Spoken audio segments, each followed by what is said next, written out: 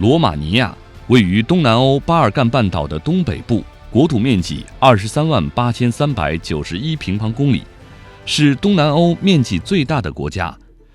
罗马尼亚历史悠久，地形奇特多样，境内平原、山地、丘陵各占国土面积的1/3。这里山河秀丽，蔚蓝的多瑙河、雄奇的喀尔巴阡山以及波澜壮阔的黑海是罗马尼亚的3大国宝。那么，罗马尼亚这个美丽的欧洲国度有着怎样的前世今生？它与中国又有着怎样的不解之缘？本期节目，我们将在领略罗马尼亚的异国之美，感受它独特魅力的同时，了解现阶段中罗两国之间的合作关系，以及罗马尼亚驻华大使多鲁·罗穆卢斯·科斯泰亚先生对“一带一路”战略的独到见解。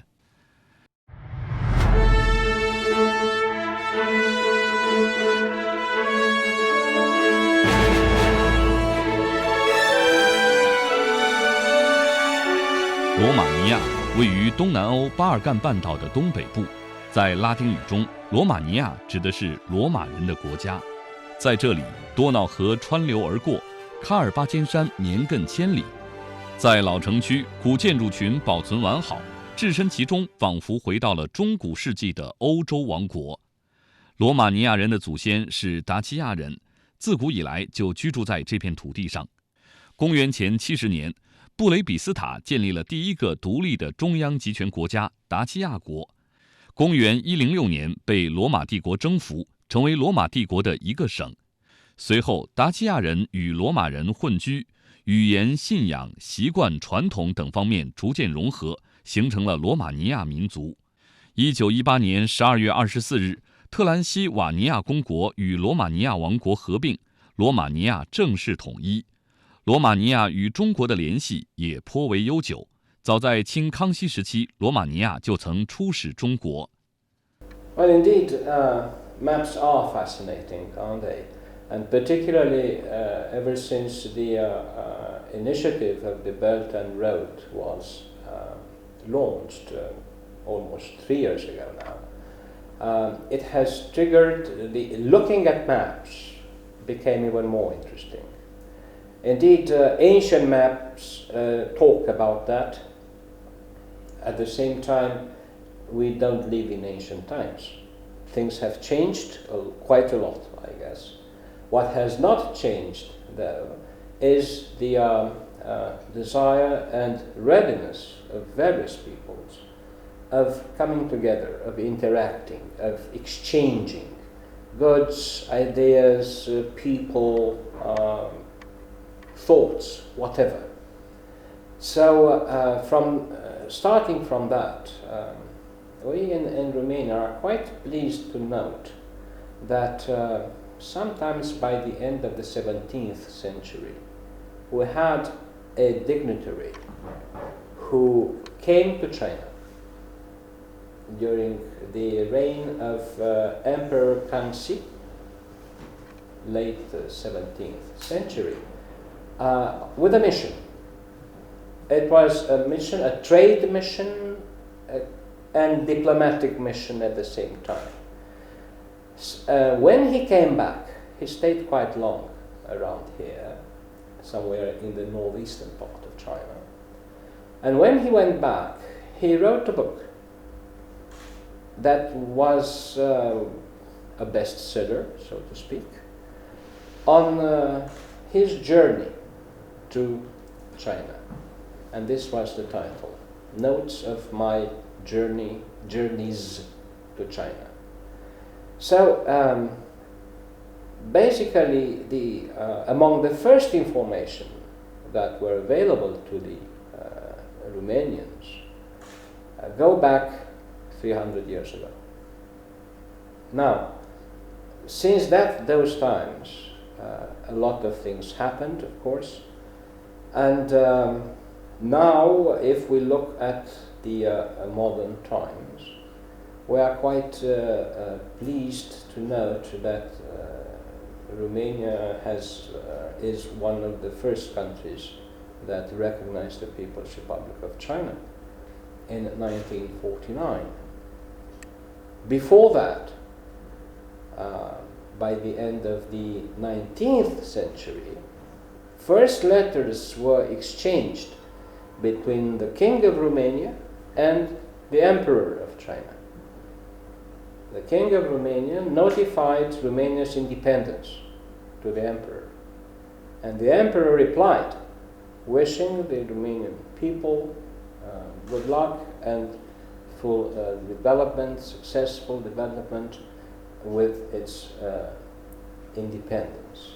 So, diplomatically speaking, that was the first official exchange of documents between Romania and China. Coming back to the late the last part of the 20th century, our history is rich in terms particularly of cooperation, dialogue and understanding. It's a history.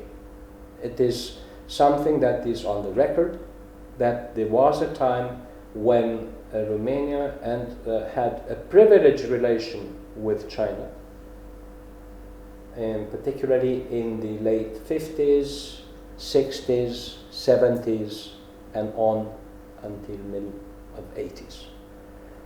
And this particular relationship was based on a variety of factors, including political, ideological factors, and economic interests.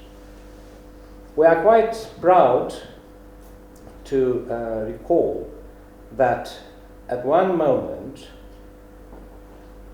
the movies that were run in China that were not Chinese came from two countries. One of them was Romania.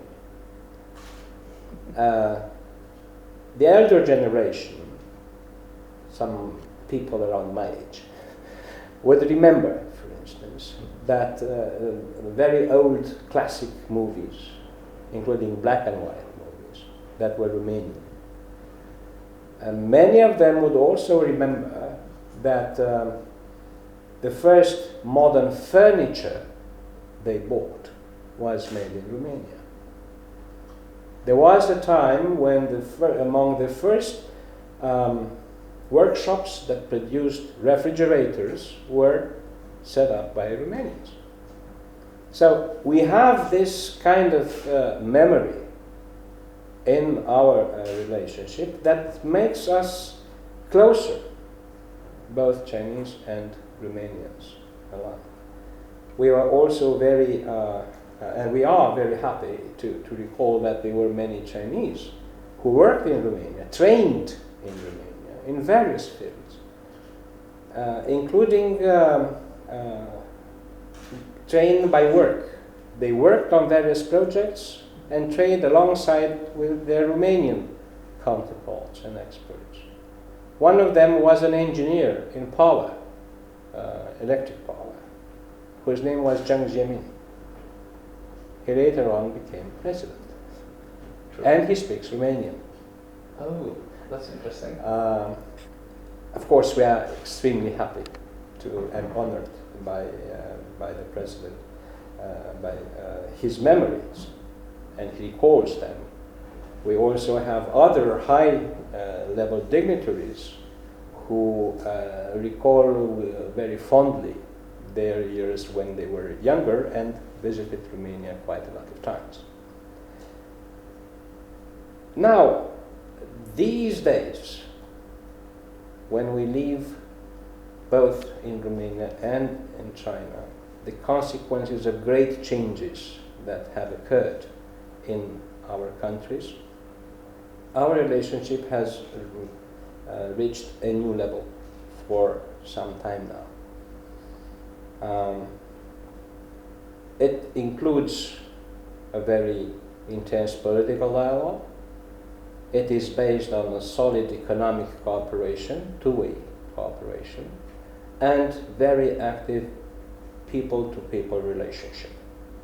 So these three pillars are the fundamental pillars of any strategic relationship that we are building. And with China, these three pillars are pretty strong. 自1949年10月5日建交以来，中国与罗马尼亚一直保持着友好合作关系。现如今，两国在能源、科技、贸易等多方面均有合作。科斯泰亚大使说，中国与罗马尼亚将保持良好持续的合作关系，两国优势互补，互惠互利。罗马尼亚的经济形势和中国大为不同，私有化占据社会经济的很大部分，而中国进入欧洲市场也需要更好地了解并遵守这个市场规则。对罗马尼亚来说，中国是一个庞大且极具吸引力的市场，当然也充满了挑战。两国在合作的同时，也是一个互相学习的过程。中国和罗马尼亚都拥有着悠久的历史和独特的传统，两国在不断的接触中更加了解彼此，为更深层次的沟通打下了坚实的基础。In our cooperation, in our approach to the idea of economic cooperation, we start from basics like our interest is paramount, otherwise we don't cooperate. But it is not exclusive. It needs to have the other party's interest as well. It is very elementary, of course. But you can't, if you ignore the elementary things, you run a huge risk. So our proposals of cooperation, taking that into account what we need and our national interests, and where the Chinese contribution may fit in. Because of our history, we are very much aware that actually we could do anything we would like to with our Chinese partners together, which is a problem. When you can do anything, you risk of doing nothing in the end. So you need to have a priority, to have a selection. What would be most important or most pressing or most needing, in most need or something like that. So we focused on several fields. Energy is one of them, where our needs and our expertise, because we don't start from scratch, we already have a fundamental, quite a strong fundamental departure or departing point.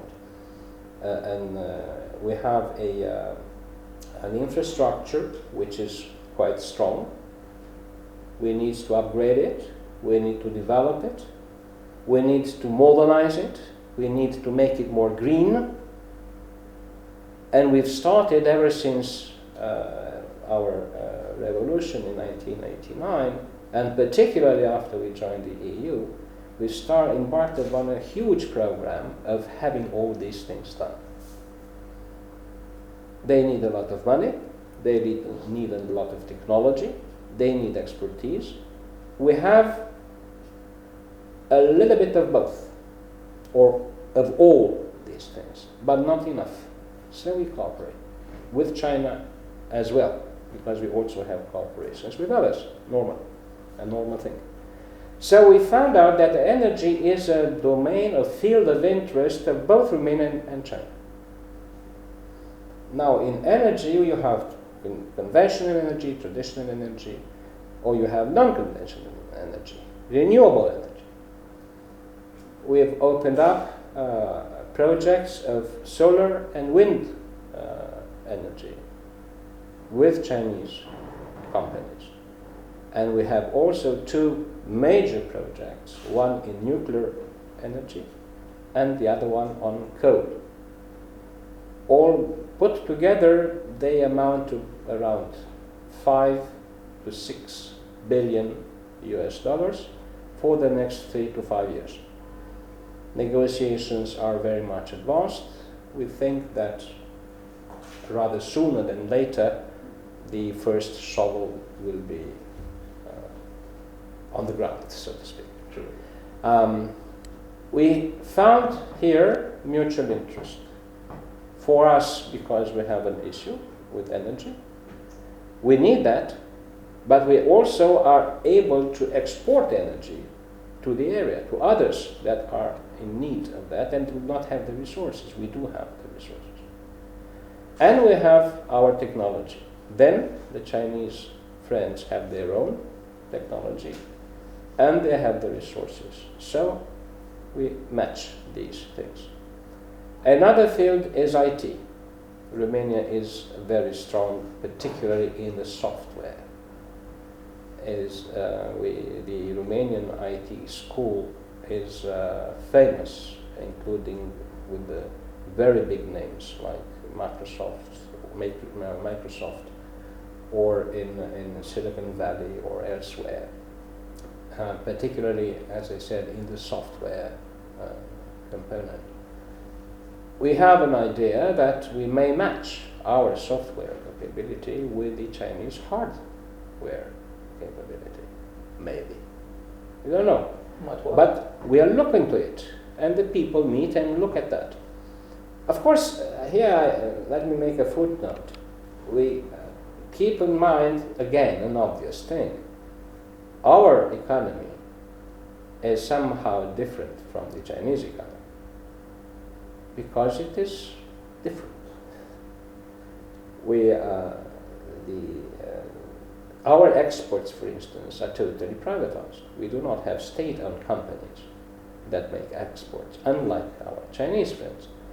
Our philosophy of development is different from the Chinese philosophy. We don't have centralized planning. We don't have 5-year plans. Is it a good thing? Is it a bad thing? This is another matter. But we don't have it. And then, last but definitely not least, we are a member of a huge market, which is the European market, with its rules, with its regulations, with its laws that we choose to observe. Now, the Chinese partners, when they come to cooperate with us, need to observe our rules. In order to observe them, they need to learn them and to get acquainted with and adapt their way of action to what can be done legally there. Otherwise, it doesn't work. It simply does not work. The Chinese partners have done that and are on a very intensive and rewarding learning curve, so to speak, because they are not newcomers in Europe. Chinese investments in Europe are quite large, and they are more or less everywhere. But in other fields, in other domains, than we are interested in. So, at the same time, we need to learn how the Chinese work, how the Chinese philosophy is when we negotiate things. So it's a mutual learning process. Again, because of our long history, because of our long traditions, we can understand better one another or each other. So negotiations are not more difficult than the normal negotiations. 对于中国的一带一路倡议，罗马尼亚抱有积极乐观的态度。作为欧洲多国的交界处，罗马尼亚是东西方双向交流的桥梁，商品、思想甚至人才等等，通过罗马尼亚这座桥来来往往。罗马尼亚人认为，他们可以为一带一路倡议做出贡献，提供中国所需要的资源，让倡议中的成员间的合作更加熟悉默契，同时也将中国人的思路和想法传递给更多人。罗马尼亚将承担起文化交接口、文明交接口、资讯交接口的角色，与中国并肩同行。Last but definitely not least, what we think we can contribute with at this concept, at the Belt and Road project, and what we think that we can offer to meet some expectations of our Chinese friends, is to become more familiar with the way in which things are done and conceived by the Chinese in order to be introduced to other partners. So we play a sort of an interface a cultural interface, civilizational interface, information interface between Chinese and the rest of Europe. Because we be closer to them, because we understand them better. We know why they do what they do sometimes. Or we know more than others who don't. Because they lack something. Not goodwill. It's not about goodwill. But they just are not accustomed to this. All right? It all boils down to trust. There is a very deep trust between us. So we know that we can count on each other when push comes to shove. We also know that we are good enough friends to talk about things that perhaps we don't see the same way. And there are things that we do not see in the same way. It's normal. If everybody saw everything in the same way, we would have a big problem, I suppose. There is also another group of advantages that are less abstract. Romania has a population of almost 20 million. That's quite a good market. Think European, don't think Chinese. So Romania is a little bit smaller, I guess, in terms of population than Beijing. Probably. Yes, and definitely smaller than Shanghai. But again, think European. We are a middle-sized country. Now, after the UK most probably leaves the EU, will be the 6th country in the EU. Then we are an EU member. It means that once you reach Romania, you have a market with some 490 million people, which is quite an interesting number. So this is an offer. We are not a gate in the walls of Fortress Europe, because Europe is not a fortress. But we are, as I said, the interface. We are a bridge for two-way mobility, because the same way in which things, goods, ideas, people, and so on come on that road from the east, the others go from the west. Therefore, we think that our offer or our advantages are to be found in quite many places. We think, and we are determined actually, to talk about them with our Chinese friends and to see together what can be done in order to turn them into account. You know, we consider cooperation as something where people don't necessarily sit face to face. They can sit side by side and look into the same direction and act accordingly. We think that this is a good way of doing things in this respect. 现如今，中国与罗马尼亚的关系发展提升到了一个更高的层面，这其中包含着政治对话、经贸合作以及人民之间的互通，这些都基于两个国家的相互了解和长久友谊。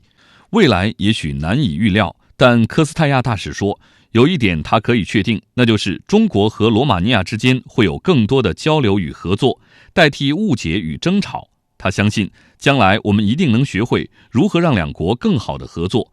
当然，这不是件简单的事，但它能带来的将是更全面的互利共赢。Well, it depends what you see in it. Well, I guess that, we every now and then, even diplomats and politicians need to dream a bit. It will help them to be more hands-on later when they wake up. That's a very personal view. I wonder if others, if the respective leaders would agree. But if you don't dream, then you have a problem. So let's dream, as we said. Where would we be in the next 15 years if everything works out? I guess that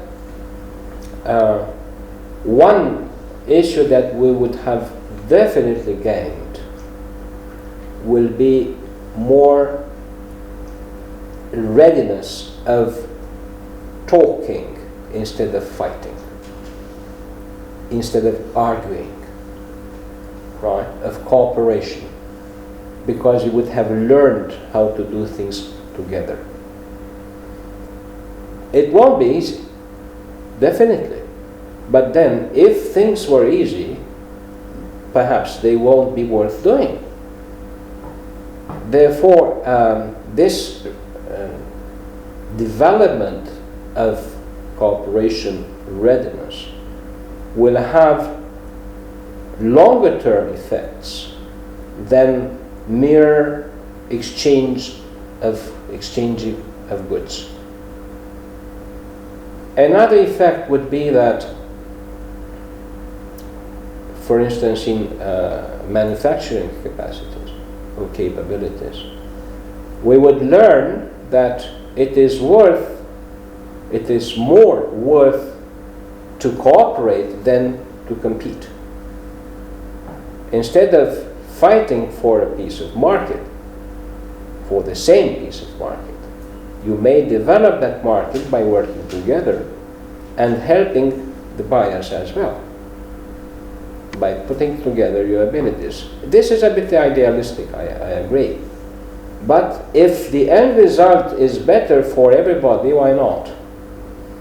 Business people have a bad habit of counting their money.